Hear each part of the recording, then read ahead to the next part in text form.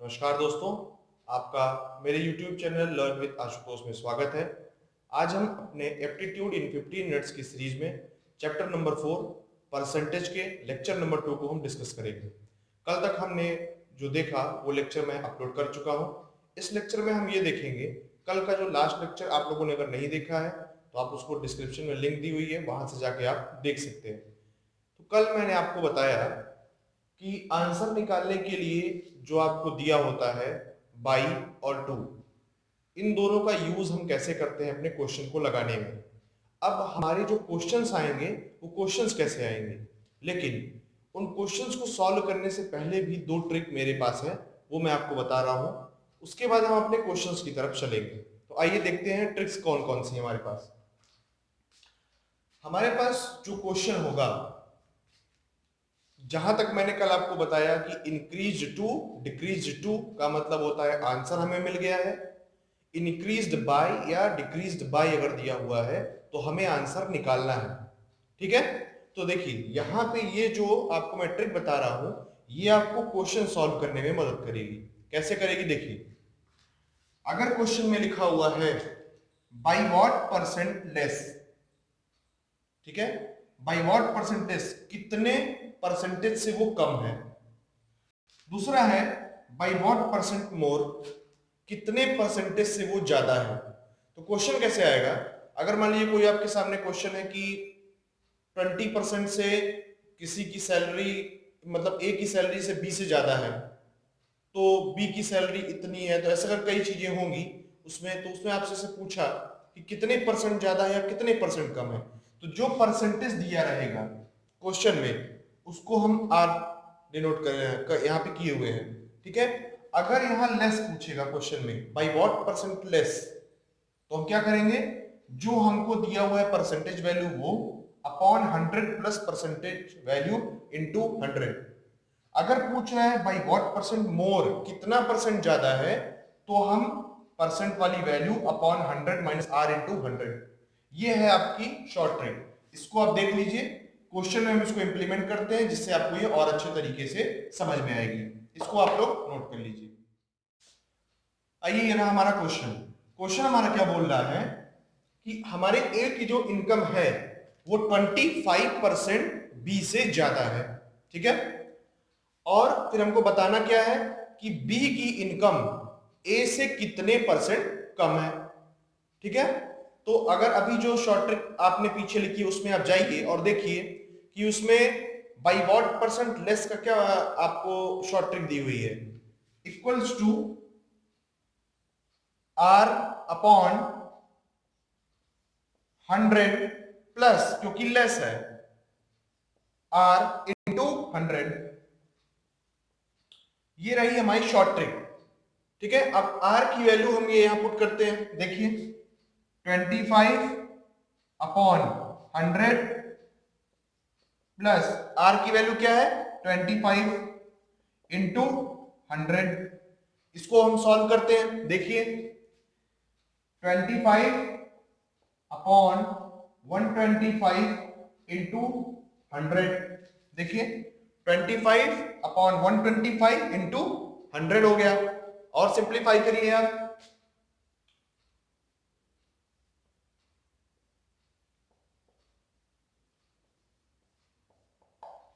ये आपका आंसर। इस क्वेश्चन में नॉर्मली हमने क्या किया, हमने पहले चेक किया कि कितने परसेंट से पहली वाली इनकम ज्यादा या कम है। 25% था हमारा वो जो रेशियो सॉरी परसेंटेज वैल्यू थी। दूसरा हमारा क्या था, फिर पूछ रहा बी की इनकम उससे कितनी कम है, कितने परसेंट कम है। हम अपने फॉर्मूले में गए बाई व्हाट परसेंट लेस वाले में, जो था R upon 100 plus R into 100। ठीक है, सेम चीज यहां लिखी हुई है।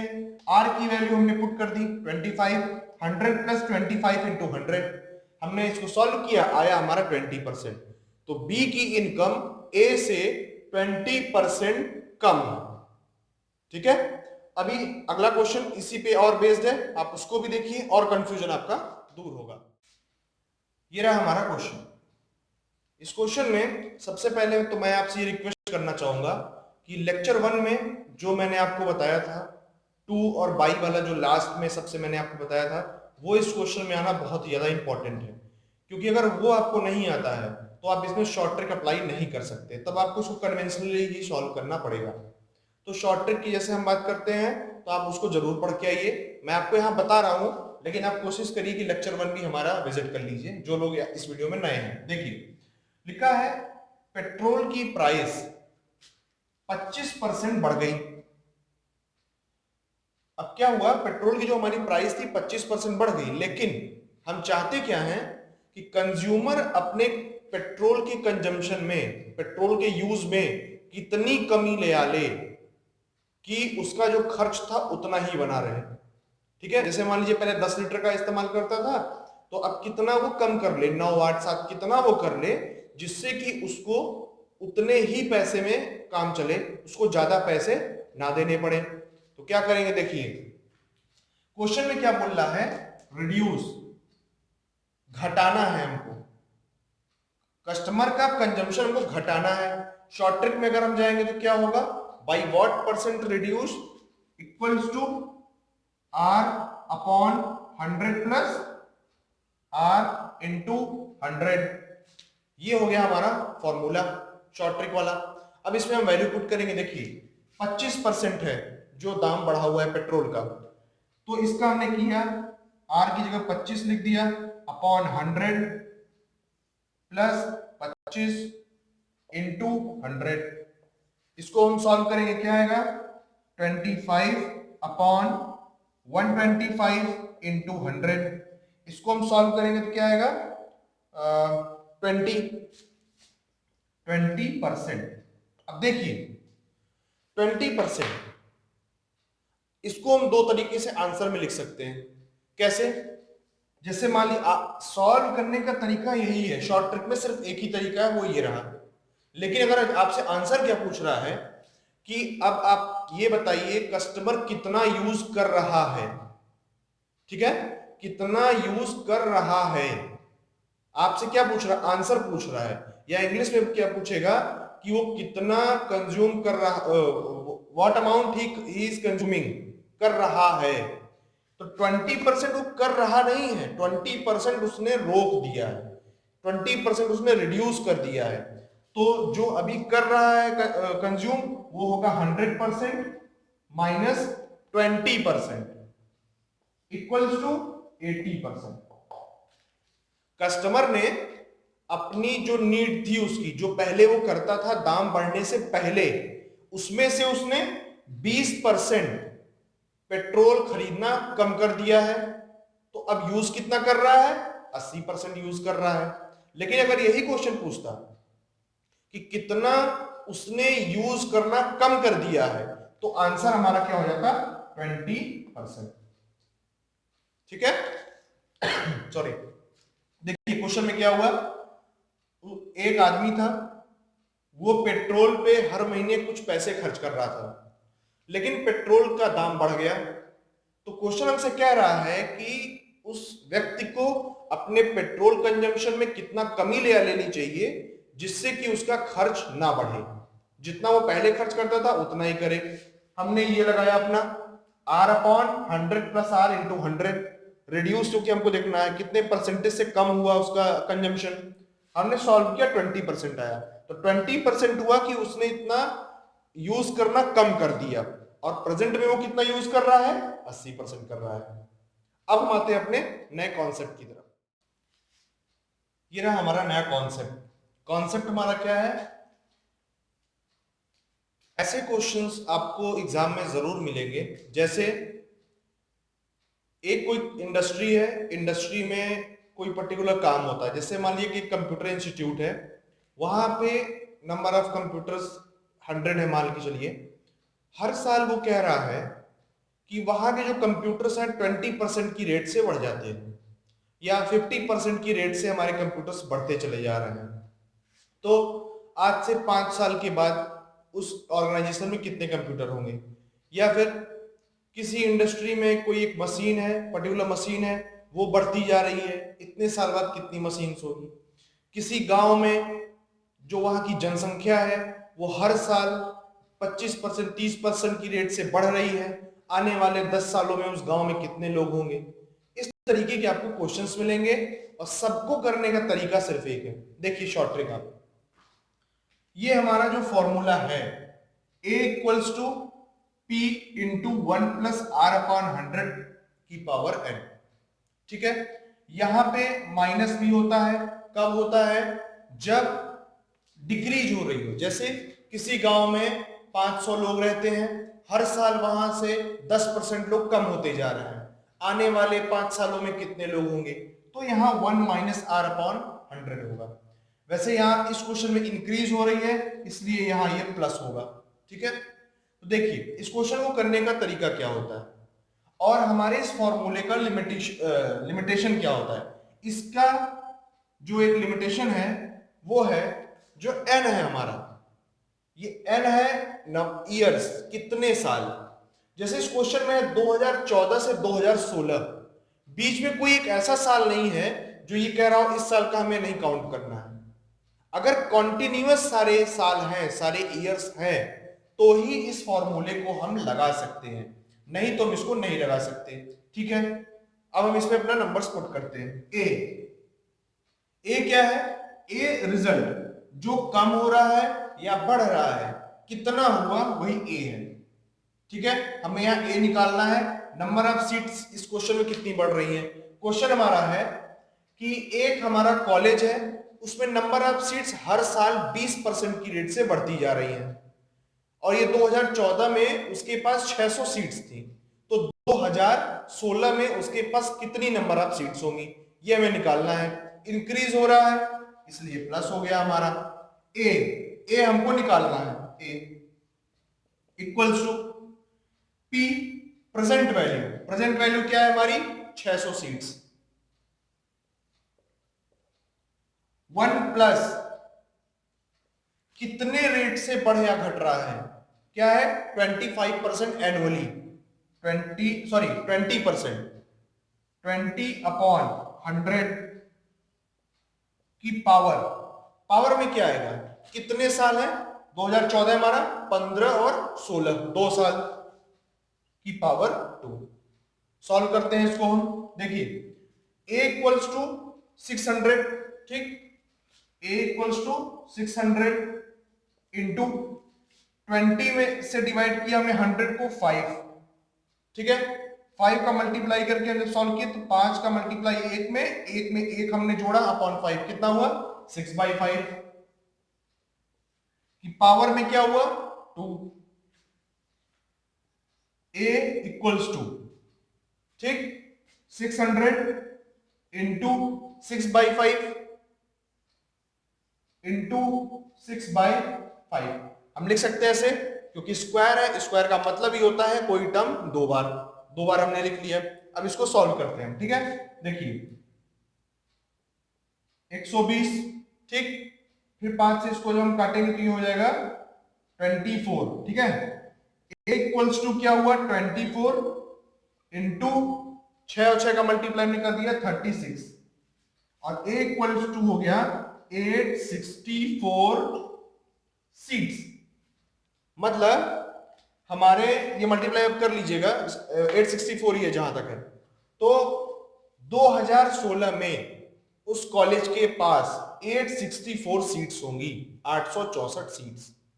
ये हो गया आपका आंसर। ध्यान से देखिए, फॉर्मूला था हमारा, फॉर्मूले में हमने देखा नंबर ऑफ सीट्स बढ़ रही हैं, इसलिए हमने यहां प्लस किया।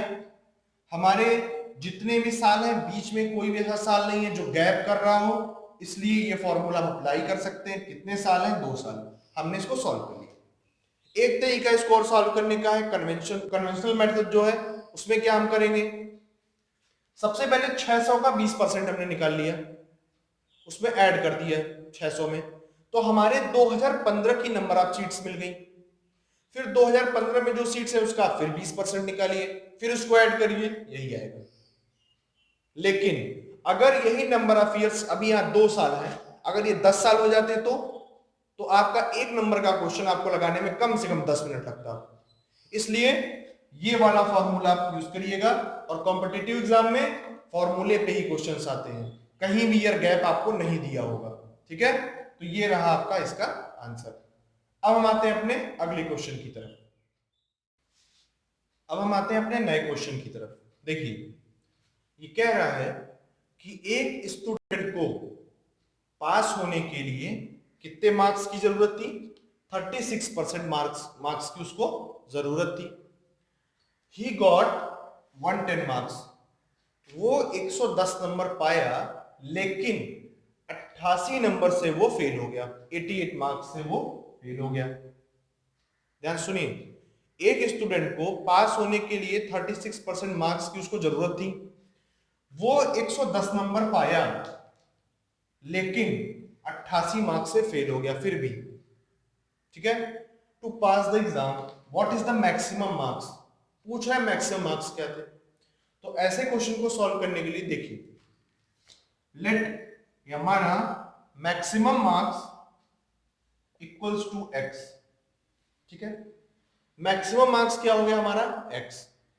अब इसी एक्स का 36% उसको चाहिए था एग्जाम में पास होने के लिए। ठीक है, देखिए, एक्स का ही 36% उसको चाहिए था एग्जाम में पास होने के लिए। ये एक्स का 36% हुआ आपका, लेकिन वो कितना पाया? 110 नंबर उसको मिला, और वो 88 नंबर से फेल हो गया। मतलब इस मार्क्स में से अगर माइनस हमने किया 110 नंबर, तो मिला कितना? 88 नंबर। देखिए, सिंपल सा ध्यान सुनिएगा, जैसे आपको 50 नंबर चाहिए था पास होने के लिए, आप पाए 20 नंबर, तो फेल आप कितने नंबर से हुए? 30 नंबर से। ध्यान सुनिएगा, 50 नंबर आपको चाहिए था पास होने के लिए, आपको मिला 20 नंबर, तो आपसे अगर कोई पूछेगा कि आप कितने नंबर से फेल हो गए, तो आप क्या बोलेंगे? हम 30 नंबर से फेल हो गए। सेम चीज देखिए, आपको चाहिए था 50 नंबर, आप कितना पाए? 20 नंबर, फेल कितने से हो गए? 30 नंबर से। ठीक है, मतलब मैक्सिमम मार्क्स में से जितना आपने, सॉरी, पासिंग मार्क्स में से जितना आप पाए हैं, अगर उसको हम घटा दें तो आपका फेल होने वाला नंबर मिल जाएगा। ठीक है, अब इस इक्वेशन को हम रीअरेंज करते हैं। देखिएगा, 36 इसको 4 से डिवाइड कर देते हैं हम। ठीक है, ये 9, ये 25। अब हुआ क्या? ये 9x अपॉन 25, 9x अपॉन 25, इसको इधर लेके जाते हैं। देखिए, इक्वल्स टू 110 प्लस 88। आप इसको ऐसे भी कह सकते हैं, उसका मिला हुआ मार्क्स प्लस जो वो नहीं पाया, उतना अगर उसको और मिल गया होता तो वो क्या हो जाता? पास हो जाता। ध्यान सुनिएगा, ये आपका 50 नंबर था जिससे आप पास होने वाले थे, लेकिन आपको कितना मिला? 20 नंबर मिला। 20 नंबर में अगर कितना हम जोड़ देते तो पास हो जाते आप? 30 नंबर। सेम चीज यहां भी है। ठीक है, अब इस इक्वेशन को हम सॉल्व करते हैं। देखिए, तो ये हो जाएगा 9x अपॉन 25 इक्वल्स टू, ये क्या हो गया? 198। ठीक है, अब x को इधर रखते हैं, सारी टर्म उधर लेके जाते हैं। x equals to 198 into 25 upon 9। ठीक है, 9 से इसको हम क्या कहते हैं? डिवाइड करते हैं। देखिए, ये हुआ 22। ठीक है, x इक्वल टू हमारा क्या आ रहा है? 22 इंटू 25।